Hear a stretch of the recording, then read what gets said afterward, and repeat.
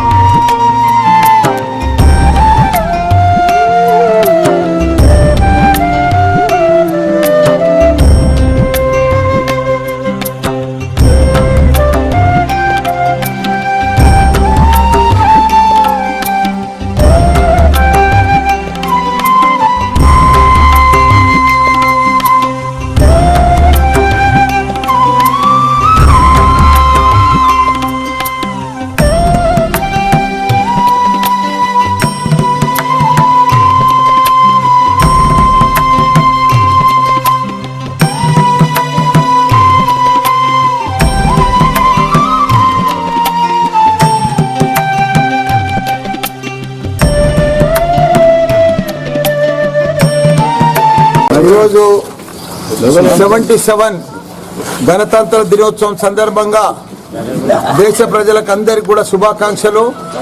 అందరం కూడా చాలా సంతోషంగా ఉండాలి, ఆరోగ్యంగా ఉండాలి, ఐశ్వర్యంగా రావాలి. అందరు కూడా గొప్పగా, అందరు కూడా కష్టపడి గొప్పలు కావాలి. ఎందుకంటే మనం స్వాతంత్రం తెచ్చుకొని 77 సంవత్సరాలు అయింది.